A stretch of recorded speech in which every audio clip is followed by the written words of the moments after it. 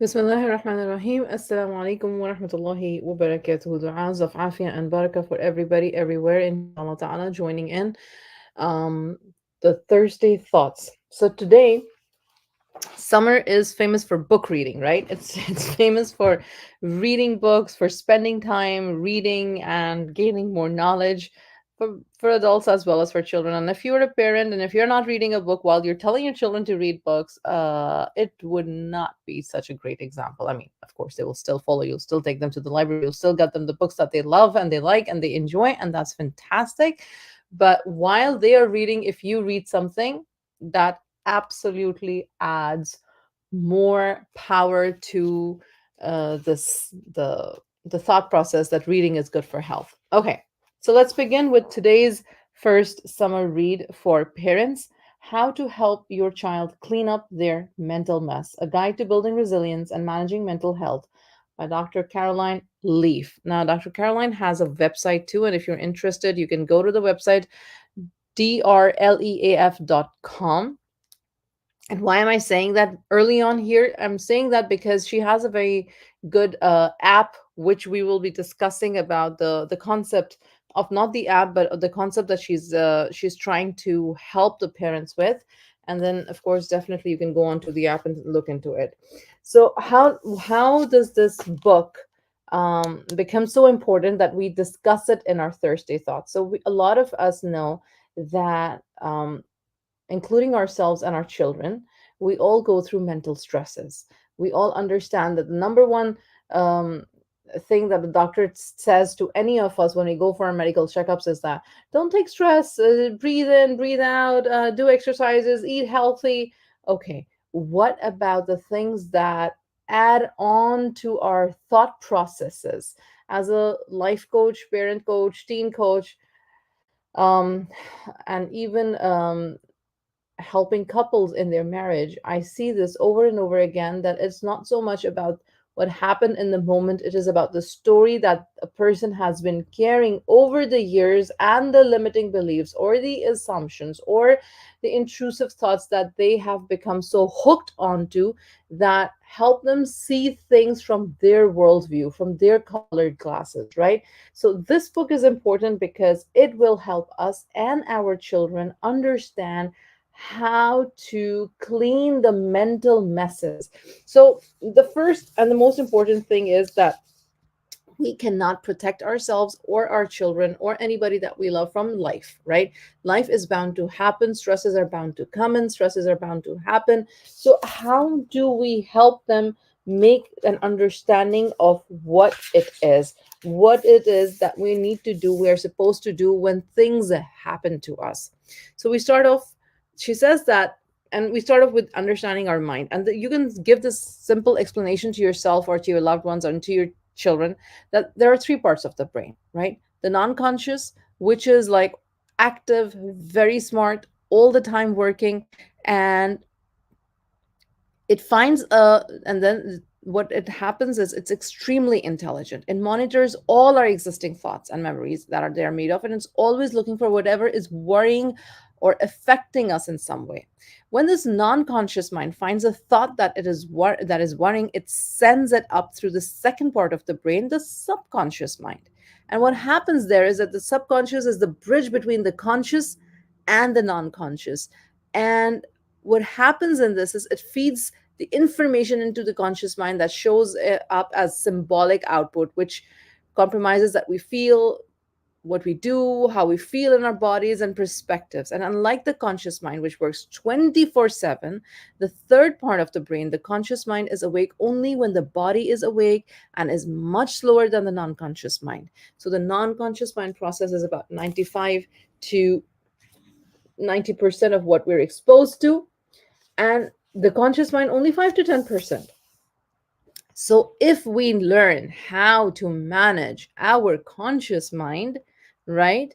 If we manage how to do that, what happens is, and how do we learn that? We learn that through self regulation. And we will talk about this. We learn that through self regulation. And the more we activate this dynamic interplay between the conscious and the non conscious mind, our built in protective mental health system will become better. When we learn to manage our mind and change our perceptions, right, we can change our brain's response, our physiology, and our cellular health, even our cellular health, which play back into our mind because of the feedback. So, mind management is one of the most effective ways to build up child's resilience. Again, we are about resilience. We are about taqwa. We are people of taqwa. We are people of understanding qadr. We are people of understanding that what will happen will happen. This is dunya. It is a part of our test. All of this is good. But in scientific terms, to help our children understand that this is not something just that is just unseen, this is something that is also happening inside of us, how we perceive things, right? It helps us to contextualize our life experiences instead of just diagnosing them and giving them a label based on a vague set of systems.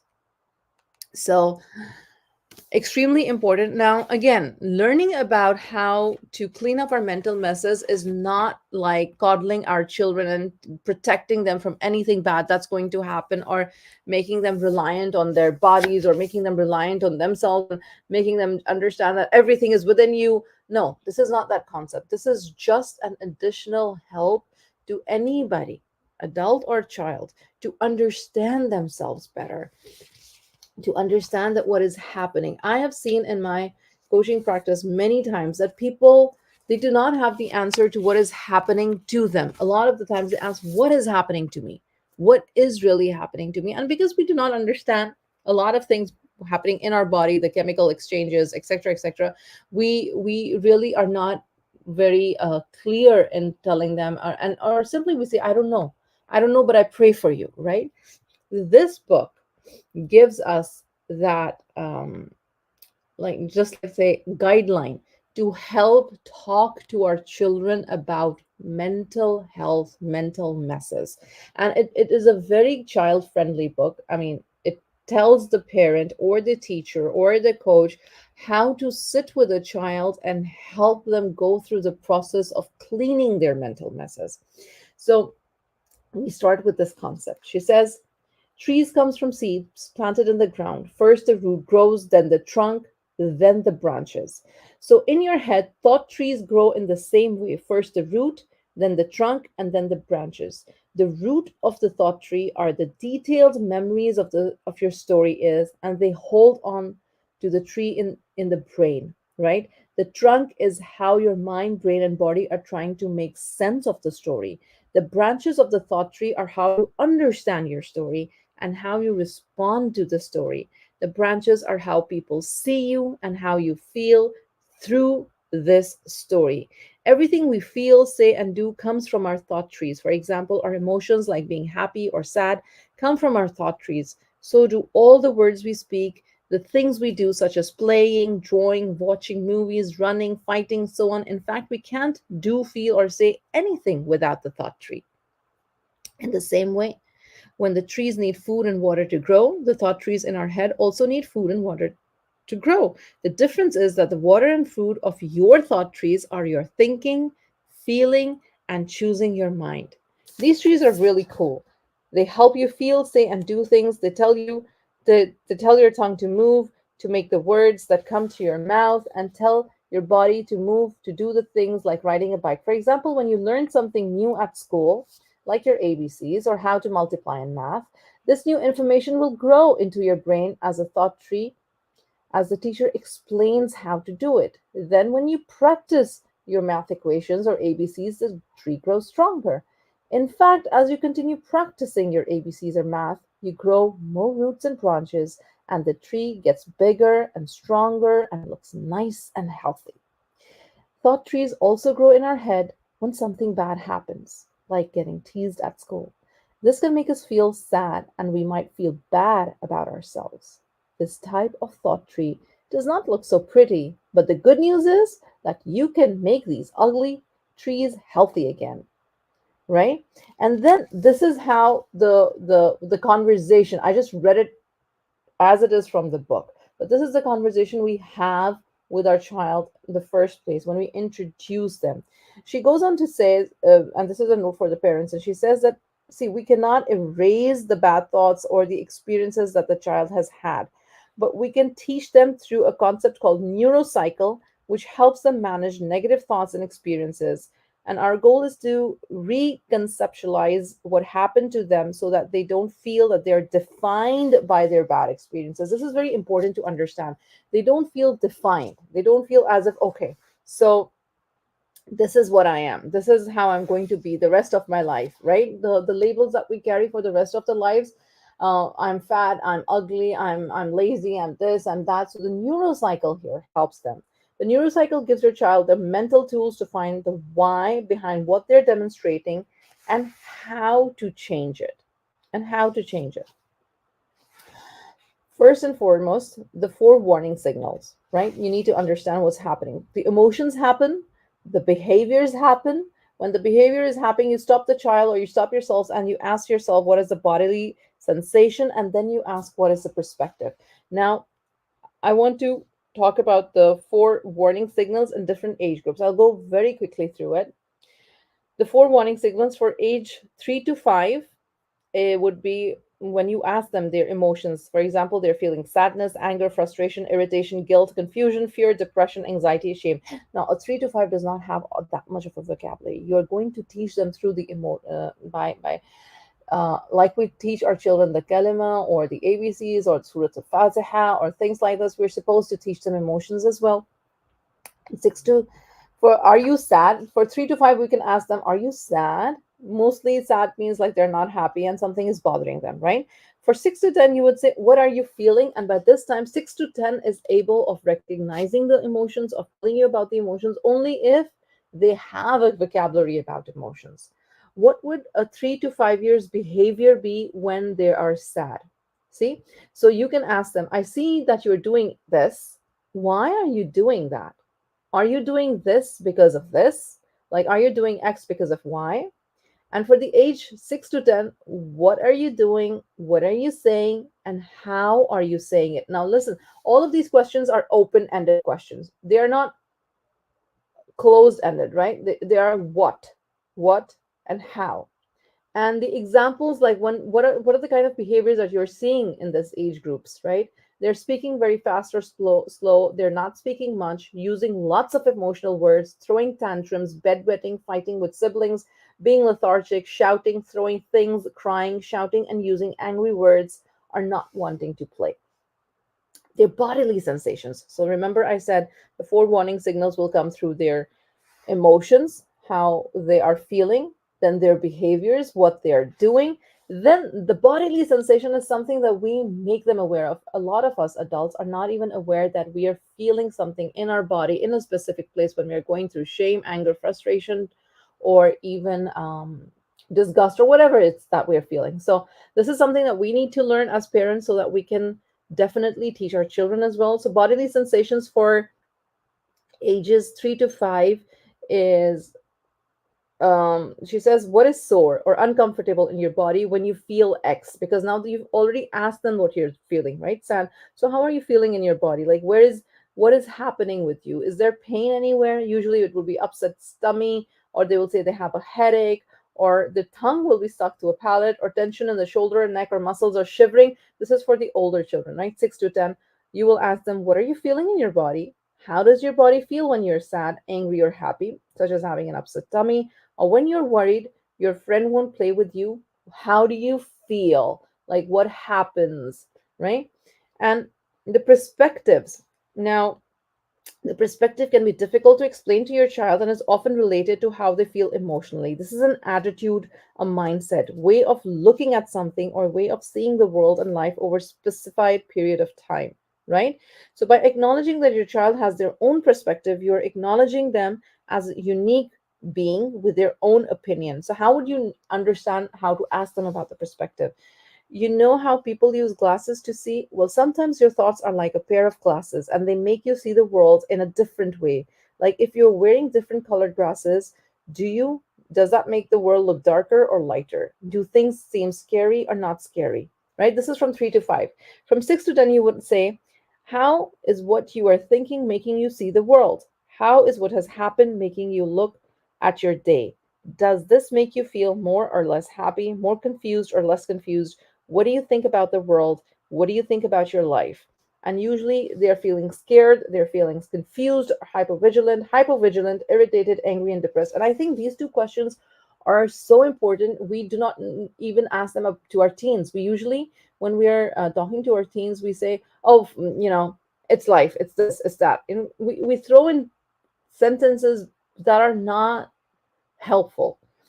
I would love for us to actually practice this. If somebody is listening and they can write it in the chat box, that would be awesome. Like, for example, how is what you're thinking making you see the world? That is question number one. How is what has happened making you look at your day? Question number two. Does this make you feel more or less happy? That was question number three. More confused or less confused? Question number four. Question number five is, what do you think about this world? Question number six is, what do you think about your life? Now, these questions are for the older kids, right? They are for the older kids. For the younger ones, they were just telling them about a concept. Like when you wear colored glasses, you see in a different color.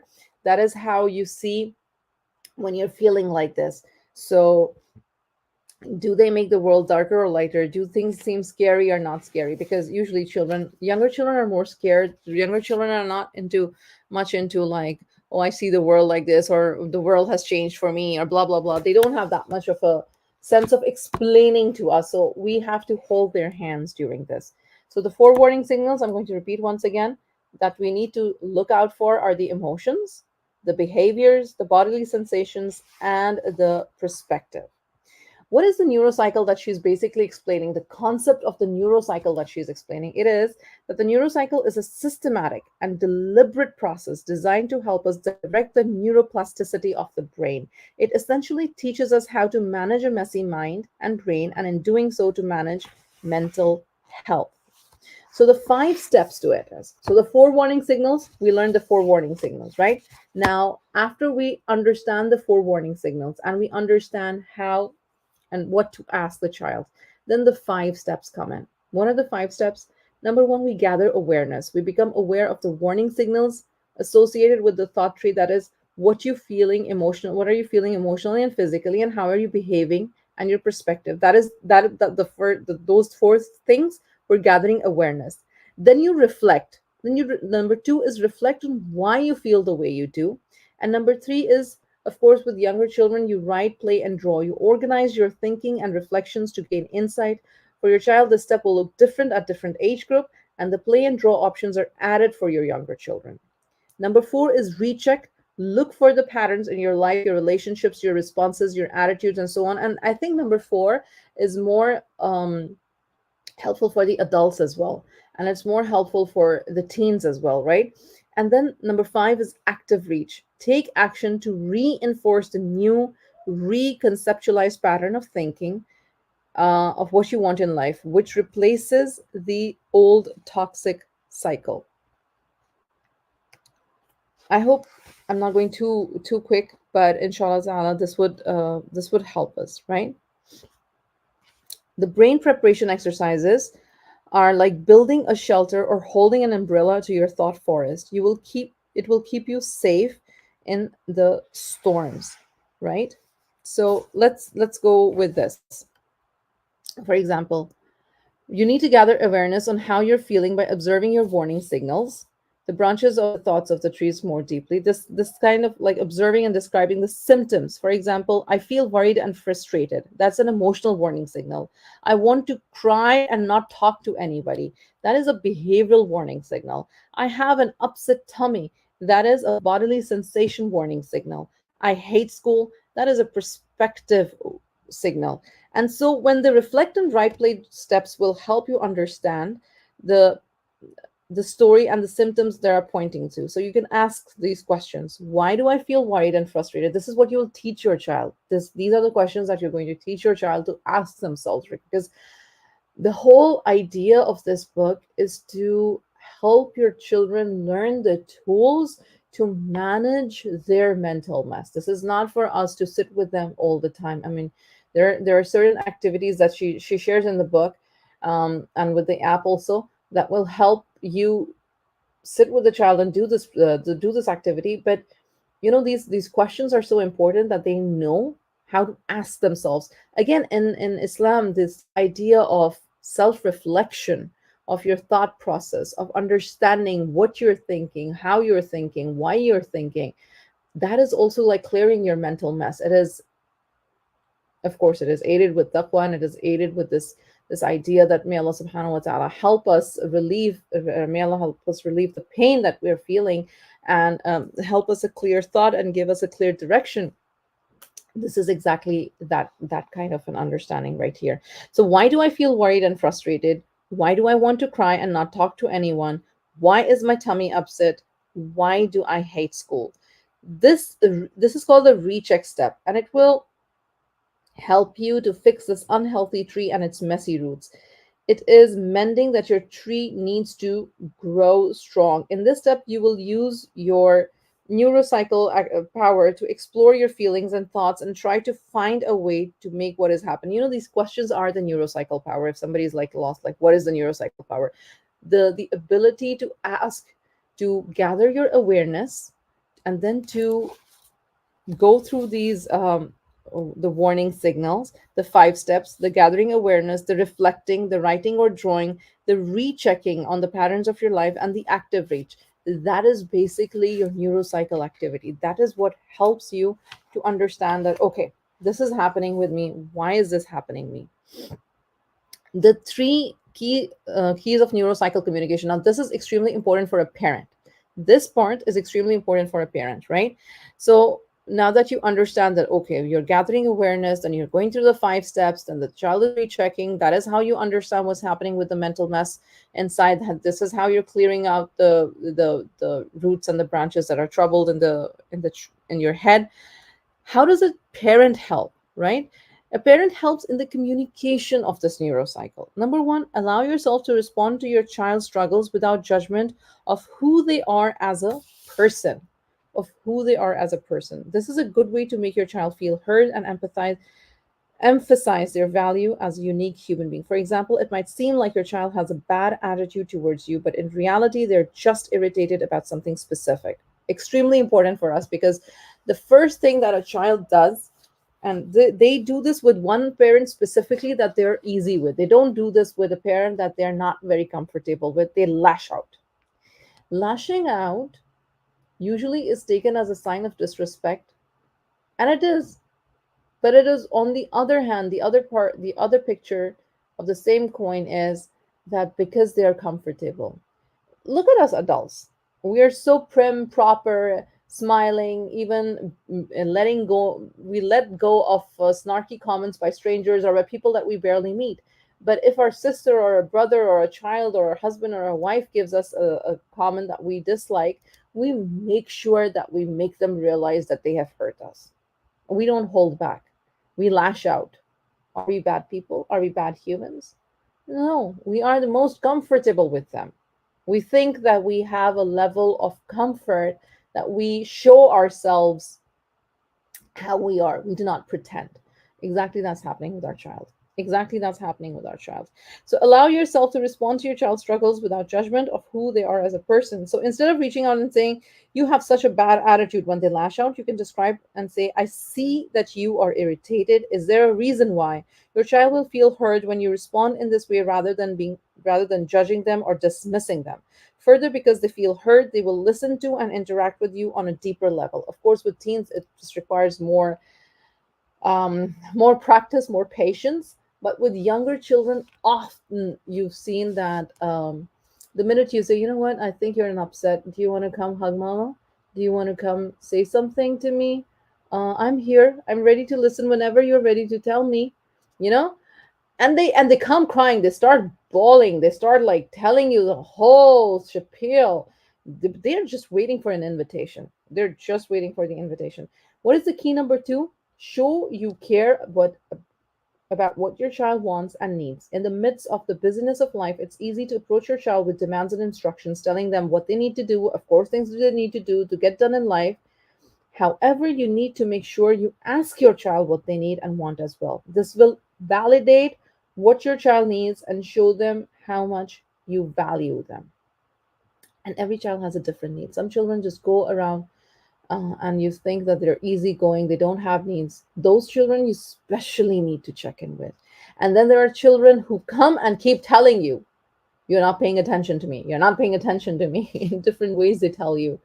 Of course, you need to validate those emotions as well.